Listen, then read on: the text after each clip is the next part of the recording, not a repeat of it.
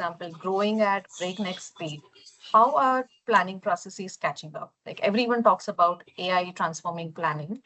What are you seeing as the ground reality? So QCOM, I would say maybe in the last 2 years or so, or maybe 3 years at best, is completely changed the landscape. If I were to talk about some numbers like Blinkit, is in about 300 cities right now with some 3,000 dark stores, right? It's huge. In terms of order volumes, they handle almost twice what Amazon handles, right? And they do have a ticket size of somewhere between 400 to 500 rupees. So they are quite big. They are growing. They are the fastest growing channel in FMCG space at least. So this is something that we can't ignore. They are already a big chunk of our business. So, but when it comes to QCOM, no, there is a lot of change that is required from the supply chain perspective. Whether it be on the product portfolio mix, they require certain kind of SKUs, certain ticket sizes, certain values. Replenishment cycles have changed, inventory policies have to change, the network has to change, the planning cycles obviously will have to change. So a lot of differentiated approach is required for QCOM, and SNOP is no exception to it. In QCOM, the when you used to go to a consumer through a regular brick and mortar store, there is about 30 to 40 days of inventory in the market. Then your distributor would be carrying another 10-15 days. Then you would be carrying another 20 days. These are all buffer which acts between you and the consumer.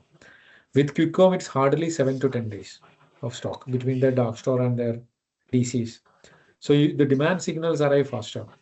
The accounts keeps lower inventory. The supply need to be positioned closer to the customers. The demand volatility hence is significantly higher. A Reliance or a DMart may give you 7 days or 10 days to service a purchase order, while in a Blinkit gives you essentially around 4 days, or a Zepto gives you 5 days kind of lead time. So that makes it very difficult. In regular traditional trade or modern trade, there used to be one big day during Independence and Republic Day. Now there is an event every other day. It could be national, it could be regional, micro events, Raksha Bandhan, Father's Day, Mother's Day. There's n number of things happening. That's another dimension it's added to it. So it has brought in a very another level of complexity, and it requires a very differentiated approach. Now, how to deal with it? I have to be very honest with you guys. A lot of people, we don't have a really good hang on it because we are not there yet. We are in that position of transformation, that phase of transformation, wherein it doesn't warrant a separate SNOP process as yet because it's not that big yet. But the current processes is not good enough to, meet the very unique requirements of QCOM also. So one thing we are seeing is technology, especially AI, plays a very important role in this. The areas where we keep on using it is one is on sensing the demand shifts earlier. So demand sensing in the short window of 10 to 12 days is one area where we are using it.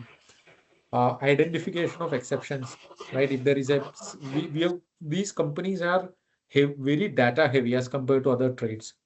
So Blinkit or a Zepto or a Swiggy shares a lot of information on their sellout, the inventory at a pin code level, right? What is working well, what is not working well, what is the effect of a promo or a banner that we are running.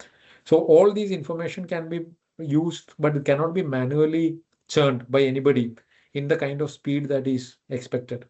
So AI helps us in a lot of these areas in making fast inventory recommendations, identifying exceptions, etc. So that is one area where technology is helping us. But that alone will not do the game. We'll have to have something that is much more synchronized across various areas, from capacity building to faster logistics to SNOP, a different approach to SNOP, etc. So this is quite a big challenge for us.